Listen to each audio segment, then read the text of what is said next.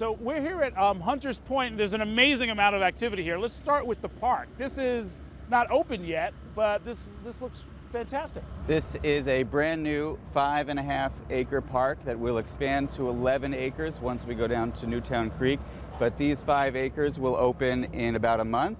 And we have, for the first time, kind of a great lawn here in Queens. We have a state-of-the-art dog run, play equipment, and we have a bike lane, a dedicated bike lane that's going through. We'll have a performance space here. As you can see, this kind of atrium rising up here is really going to provide a once-in-a-lifetime spot for Queens residents. And you've got the ferry terminal here as well for the East River Ferry. Correct. Just beyond there is that ferry landing, which we fought for, so we need more transportation options here with all of the new residents coming in. Opening up the waterfront to the residents, all of the residents of Western Queens, is incredibly important. So now, I remember when they were first talking about Hunters Point South, this was supposed to be the Olympic Village if we had gotten the Olympics. Yes. And part of the deal was we would keep it even if we didn't get the Olympics, which is the way it worked out. Talk about the scale of this thing. Thousands and thousands of units, right? Yes. Well, unfortunately, we didn't get the Olympics, but we did get the village, which will now be Hunters Point South. And what we're talking about here is 5,000 additional units of housing. And as you can see, our new high school and intermediate school rising behind us. So 5,000 additional units over about a 10-year period. We are here in the shadow of the Queensboro Bridge. We're here on the waterfront, and we're about a block away from the Queensbridge housing development. And this is extraordinary. I mean, it's a piece of waterfront I've never seen before, and they're hard at work here doing what? Fixing for the first time in 30 years the Queensbridge Park seawall, which had collapsed into the East River, and therefore a huge chunk of this park, you can see the fences there, had been barricaded and blocked from use. So the community here, the residents of the Queensbridge houses and Western Queens, had lost access to the Esplanade. In fact, the Esplanade had collapsed into the East River. Even though this had been known to everyone for about 30 years, the city agencies had battled over who was responsible for it, and funding wasn't secured to fix it. I allocated almost $4 million. As you can see, which is very exciting, it is finally being fixed, and it will reopen to the community early next summer. So we're here in Sunnyside at the famous Dog Run.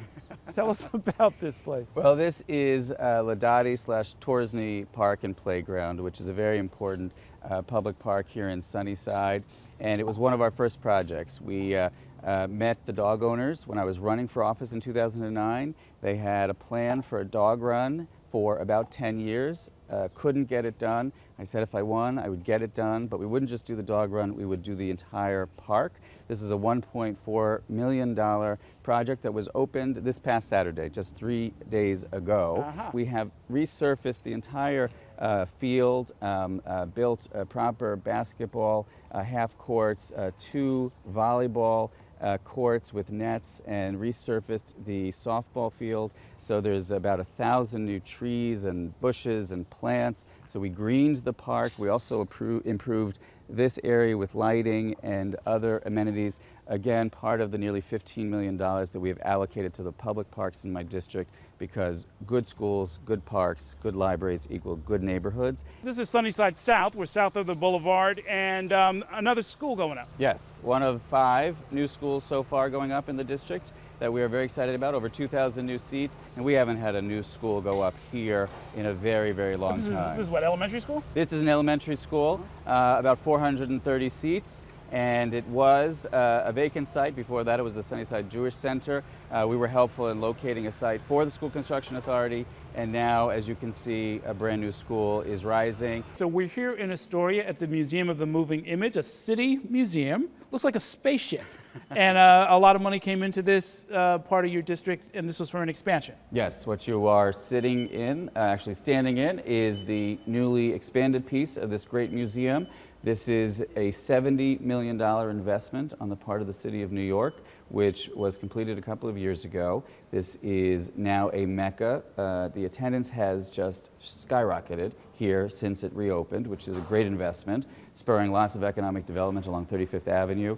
And as chair of Cultural Affairs of the New York City Council, we're extremely proud of the work we've done in investing in our culturals, over $20 million in our district alone since I became the council member. This is a huge part of it. And we also just finished the courtyard, which is the first outdoor courtyard of this cultural institution's history. It's a $2 million project. It is actually expanding the footprint of culture in our district and in Queens and the city, which is incredibly important to me. Expanding these institutions, providing them with the resources they need, because they are economic drivers in our neighborhoods. We'll talk a little bit about that, because just in this one block area, there's a whole bunch of different institutions. Right. We are in what is now still an unrecognized cultural district, but we recognize it as a cultural district. When I was a kid growing up here, this was a very, very dormant part of Astoria with nothing happening. And the studios, this museum, as anchors, cultural anchors, have produced all of the development that you see here. So we're here in the auditorium of the Museum of the Moving Image. And tell me about this soundstage you were saying, an outdoor soundstage right near here? Yes, so this museum and this amazing facility is right next door to Kaufman Astoria Studios, where they have 2 giant sound stages.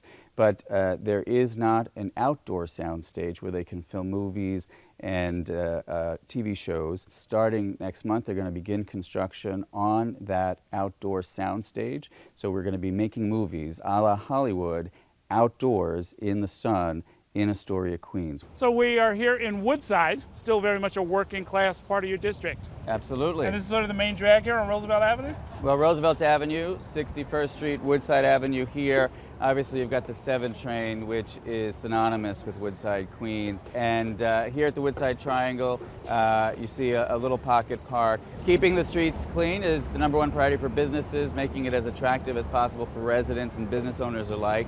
So we brought the Doe Fund back, which is a dedicated street cleaning service. It is very important to me that Woodside, Queens, and all of these great pubs and restaurants and shops get all the attention they deserve and get all the business they deserve. You're running for re-election, no primary so far. If you get another 4 years, what will be your priorities?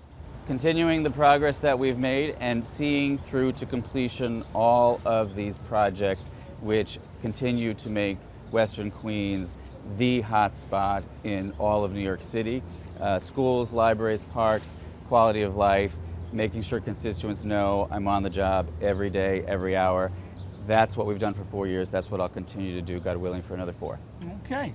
Thank you for showing us around. Best of luck. Thank you for being here. Okay. Thank you so much.